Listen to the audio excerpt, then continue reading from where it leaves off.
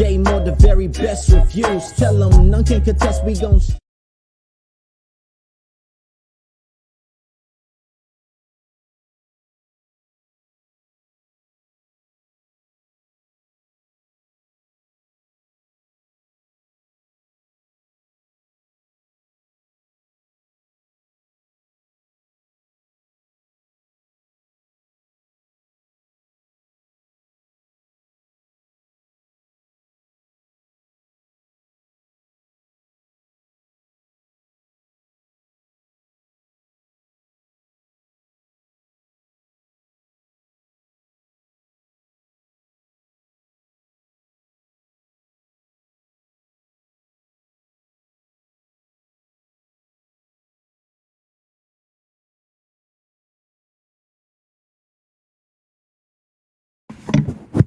All right.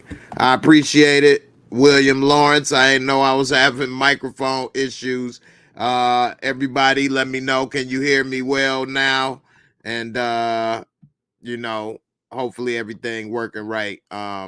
So sorry for the microphone issues, but I appreciate everybody for coming through. Break down Raising Kanan, episode 7 for season 2. We all know it was the week off, the week break. And so I'm gonna go ahead and talk about a couple things on what we may see and some theories about what to expect for the next episode. If you all are watching and new, keep in mind when they air the episode on midnight on Saturday, or rather midnight Sunday mornings, when the episode is over at around 1:30, I go live. So if you want to catch my first reactions to the episodes, you could always come through at around 1:30 a.m. and I'll be breaking down the episode and telling you my thoughts about the episode. All right. So tonight, a couple of the theories that we see going on, and I'll tell you who I think may or may not die. I don't think they'll have a lot of deaths this season, just because they're getting to a point where they're running out of cast. So they have to bring in people just to kill them. Now, one person who I think is in danger is Cartier Fareed, actually, because Rock, she's kind of making moves with the Colombians, but I think what she doing with them is to kind of cover her ass with the Italians. I'll get into that a little bit later. But with Cartier Fareed, I think that she may find out that maybe something that he got going on, or something in the studio, or something that he's doing led to Lulu getting his hands, getting them hands. And I remember when he smacked the whole boy, Booger smacked him. He told him, well, he told her after he did it, that insurrection, what'd he say? What they call it? Incompetence lead to insurrection, or whatever he said. So she kind of said that to him, and he looked a little surprised. Now, do I honestly think they'll kill him in the very next episode? I hope not. That'll definitely be a waste of a character. I mean, to bring him in as a big bad, sort of, and to be gone before we even know who he is, I hope that's not the case. Now, I do think he in trouble, and I'll play the clip and show you what I mean, because it looked like his face was a little surprised, and it looked like Rock is on to him, and she probably ain't happy that he kind of punking Lulu right now, and that's her baby brother. She ain't about to let this dude punk her baby brother. I'll play the little scene right here. What make me think that she don't like this dude no more. Ain't you the one who said insubordination leads to insurrection? What you gonna do? Now, when she said that, one thing I don't know if people noticed, it did happen kind of fast. It was a Colombian dude in the restaurant when he looked to the side. Now, they showed that she had met with the Colombians. Maybe she said, hey, I got this other problem and I could use your help with this. And whatever it was, Cartier Fareed was a little shocked because he probably used to having the upper hand or seeing things coming. He probably thought he was on a little dinner date, probably about to get him a little dessert when it was over. Next thing you know, Rock got his ass set up in the restaurant. She probably like, yeah, I got eyes on you everywhere. Yeah. Then you say insubordination leads to insurrection. That's what she say, insubordination. Then you say insubordination leads to insurrection. So it looked like he was definitely caught off guard with that. Maybe she upset because he did kind of strong arm Lou right there when he said, you need me. And that comes with a cost. And she ain't gonna like that you muscling and strong arming my baby brother. So I don't know. What do you all think? Do you think whether she's going to possibly check him, or maybe they on the terms where it may be some bloodshed eventually? What do you think about Cartier Fareed? Is he possibly in trouble after how he may start dealing with Lulu and how Rock may feel? In that scene, I think that she's pissed with him and she's about ready to let him know I ain't the one. Yeah, I'm a female, but it's the reason I'm in this position. And she got him set up in that restaurant. I don't know. That's what I saw when I looked at it.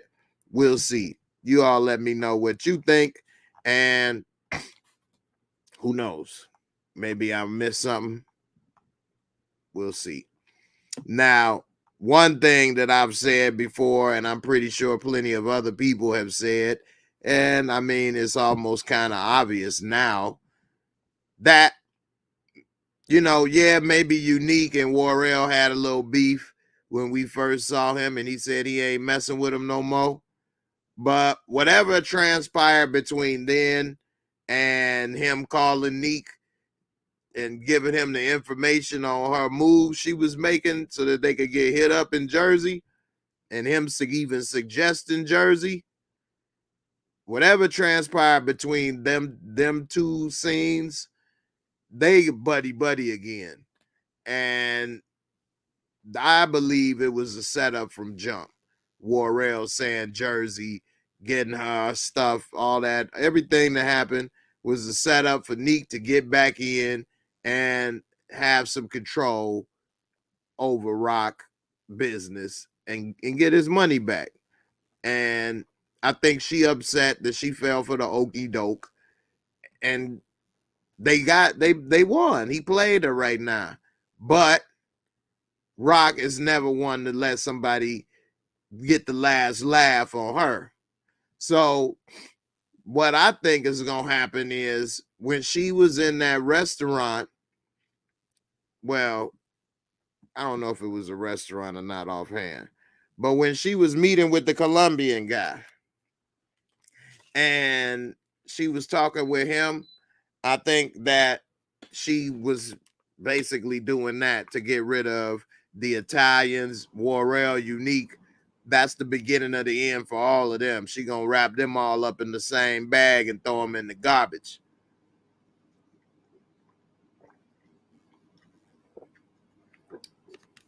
I don't know. What y'all think? Y'all think Warrell and Unique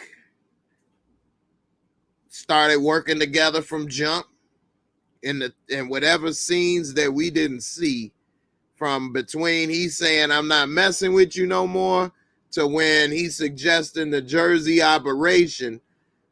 Whatever happened between then, they have patched things up in my eyes, And that was the setup from the Jump Street. He probably ain't even got no damn people out there like that. So, you know, I think that she definitely is going to try to get them out, use the Colombians to try to take out the Italians, because she definitely ain't ready to go to war with the Italians by herself. And, you know, we'll see what happens with how it all works out. I think that she'll probably be successful when she takes out all of them, but have another problem with the Colombians, because now they know how weak you are. You needed them. Also, they your supplier, and they can raise your prices, do whatever. You don't have anybody else to go to because, you know, you wipe them out or they don't want to mess with you. It might put her in a worse situation, and who knows how that might turn out. She might have to take out the Colombians in next season. So we'll see. But yeah, it definitely is getting interesting. And I can see how some of these characters may have gotten in situations while we never heard or seen from them again. Now, in hindsight and reality, of course, we never heard or seen from them again because they didn't exist at the time that they was making power. So it was no need to be talking about all of this because they probably didn't develop this backstory at that time. But if they had, it would have been interesting to hear stories about these people or innuendos about you just like this person, or you doing this type of stuff like this person. It would have been interesting to hear. And then we could be watching and be like, oh, that's what Ghost was talking about. That's what Kanan or Tommy was talking about, you know. But in the end, it's okay. It ain't necessarily detracting, but it would have helped had they have had that type of vision in the beginning. Sort of like Game of Thrones and House of the Dragon and how they tie in stuff together and said stuff. But those were books. They were written before the shows were made. And so they had that, you know, before and thought of and planned. So it's a little different, but it does make it look pretty good. Rakia says, how long do you think it will be before we start seeing Ghost and Tommy? Okay, that's a great question. I think it depends on how this season ends and whether they do a time jump for next season or whatever the case in the future. If they do a time jump of at least a couple years, then we could see them as soon as next season. If they don't do a time jump, it'll take a while because Ghost and Tommy are about 4 to 5 years younger than Kanan. So if Kanan is 15, that means Ghost and Tommy are 10 years old right now, 11 years old. So you wouldn't see Ghost and Tommy until Kanan is at least 20. You know, that's around the time we would see a Ghost and Tommy. So not until Kanan is in his at least 20 that we would see Ghost and Tommy at the earliest, I would think. DeMarcus Vaughn, thanks, my friend, for the super chat. They ain't had no super chat love and support in a long time, so I definitely appreciate it. You said, I believe Juliana told Joaquin about Unique kidnapping her, and now Rock is working with him. The Colombians want to take out Unique. That's a good point. And the only thing that I'm saying is, well, again, we don't know how much time took place between when she got kidnapped and when this meeting is taking place. But then again, I don't know what I was just about to say something and start correcting myself, but I was going to say that if they found out she got kidnapped, they may have reacted sooner. But then I thought about it. They knew that she was getting beat by her husband and didn't do anything. So I don't know. Maybe it's in they, you know, people think that's her husband, so it's different. Whereas some random dude come and kidnap you is a whole nother animal, maybe. But if they was really there for her like they should, they wouldn't have let dude beat the hell out of her and treat her like dirt. I mean, he treated her like dirt. So, you know, I don't know. DeMarcus, thanks for spreading love the Brooklyn way. Appreciate that. Definitely. And Kendall, thank you, Kendall. Appreciate it. Warm my heart. It's been a while, so it definitely is appreciated. Came in handy. Kendall, I got a little something for you over here. I'm gonna do a little sexy dance for that one right there. You got me over here looking like I'm in the pink. P Valley up in here. Uncle Jay. This is Uncle Jay. Woo! Uncle Clifford. That was my Uncle Clifford moment. Thank you. Thank you. All right. So, this is Uncle Clifford. Oh, man. Yeah. Lenora said you most likely not see Ghost and Tommy until season 5, or they do a time jump like Jay said. Yeah, pretty much. Because, yeah, he got to be at least 20 years old, 19. So, I'm glad y'all enjoyed that. I appreciate the super chat. Don't forget, I do try to play a little video or something when I do get some support. Try to lighten up the mood, show a little appreciation. So definitely appreciate it. All right. So let's see. What was the next part I had over here lined up for this episode? Oh, we're going to see Rock finally meet up with Howard.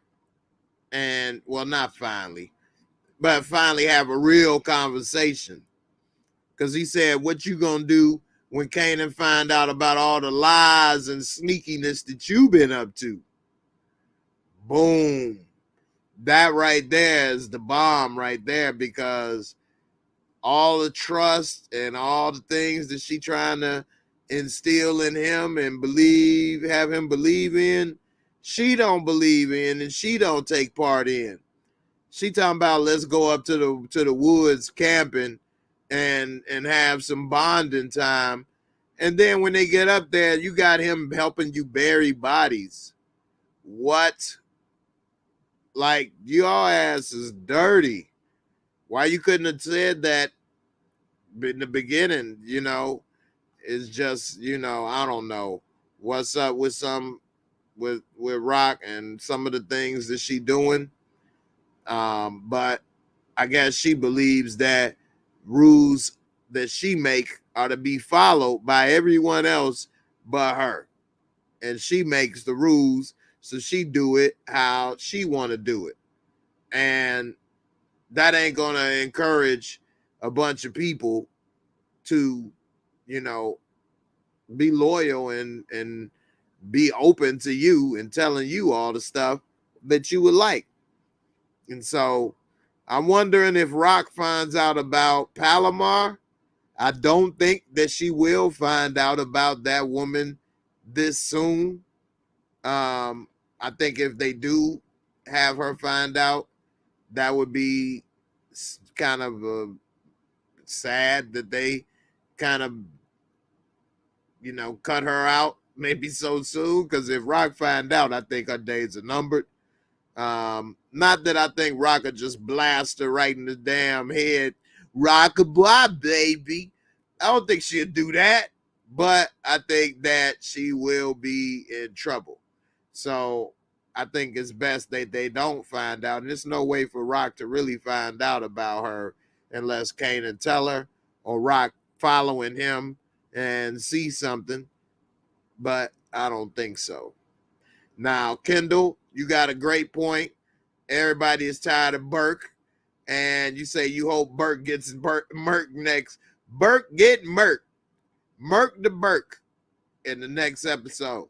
Well, we definitely know Burke is doing too much And I think that's probably why Rock was interested in meeting Howard, because of Burke, and to say, hey, tell her to get off our ass. But Burke is doing too much. When she interviewing Symphony and asking him questions, and Symphony told her, I mean, of course I ain't seen the scene, I seen the clip, but I could only imagine that her blood boiling and she gonna be pissed. And hey, yeah, it's gonna be something. So it'll definitely be a good one. So Burke, I don't think will die this episode, to be honest. I think they'll keep her until at least episode 9. To be honest, I don't think she's gonna die this season. I really don't. But I see how they're playing it. I think it's a 60-40 chance that she lives. 60% she lives. But the 40% of what she doing, I can see her being gone by episode 9, or at least shot and considering retirement. I mean, they did shoot Omar Epps. Now, when that happened, I did say that they're not going to kill him off the show. You don't bring in an actor of Omar Epps on your show just to kill him off in the first season. I mean, that's some Game of Thrones type stuff. So I think that Burke not being an Omar Epps type level actor is hurting her chances of survival. But then, because of other things that she brings to the show, is hurting her chances. I mean, it's helping her chances of survival. So if you look at what her character is doing, her character is messing with people and forces that doesn't understand or isn't aware of what she's doing. And hey, Rock had Howard shot. They'll definitely have Burke shot. Although with Howard being shot, it could have been a lot more emotion involved.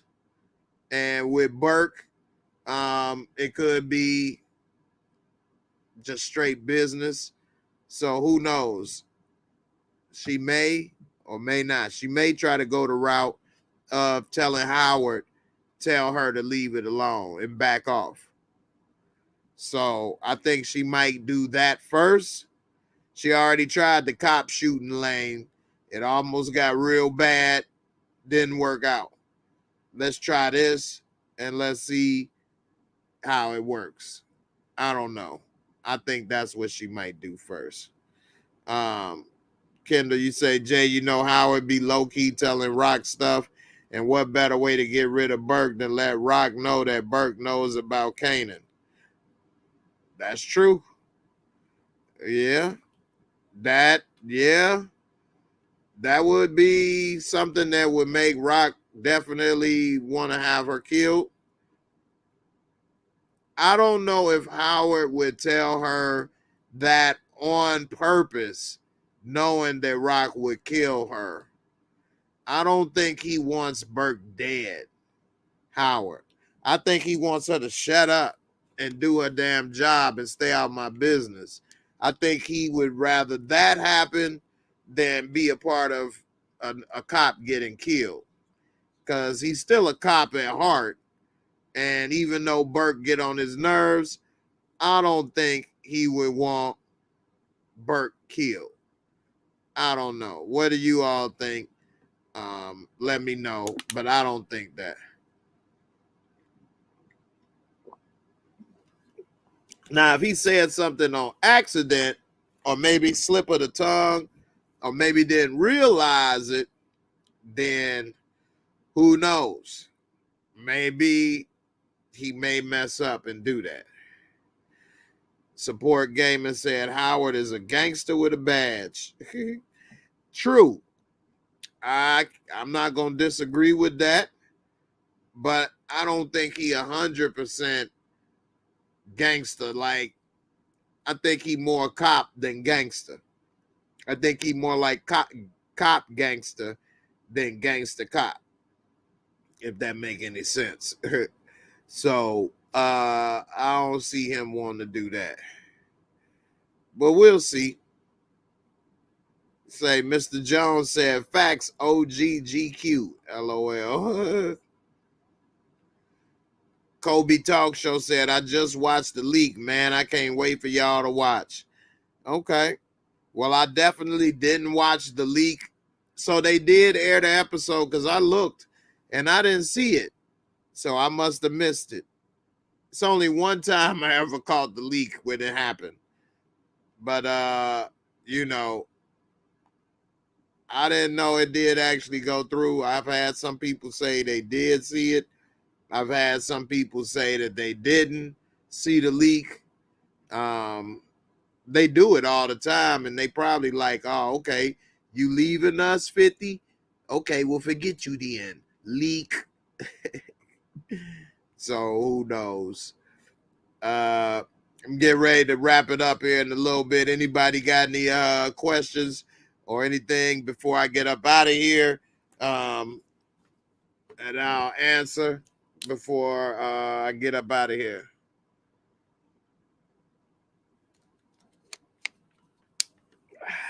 Had to sip on a little gin. All right, so I don't know, man. Look nice, Uncle Jay. Well, thank you. I'm trying. I ain't doing too much. I don't know what I'm doing, but I appreciate it. Let's see. All right. Well, I'm here for it. I like Raising Kanan. As far as Jukebox and Marvin, I don't think that we will see much progression in their relationship. I think that we may see progression with Marvin and his therapist. And I think we may start to see some chinks in the armor of Jukebox and Kenya's relationship.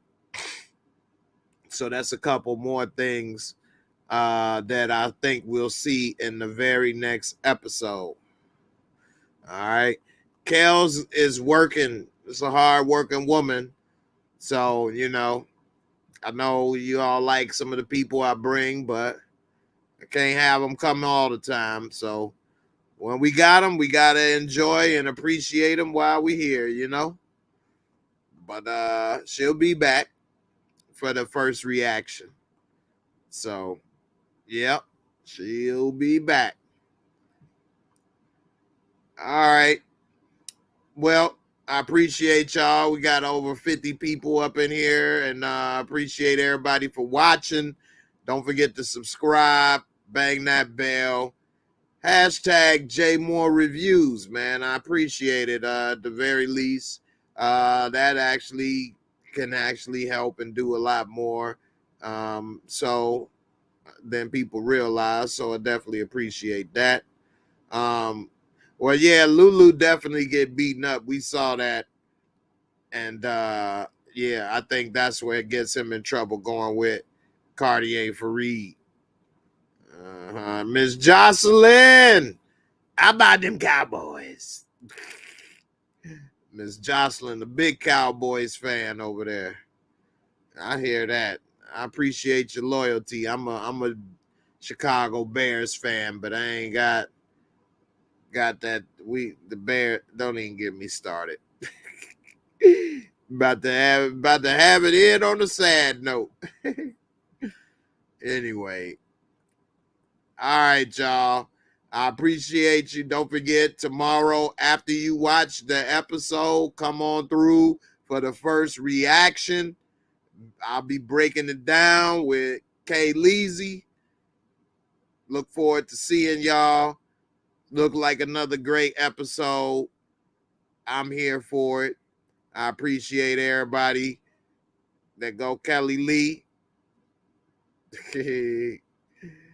Just got home. Look at that. Hard-working woman, y'all. Nothing wrong with that. So everybody be safe. Have a good one.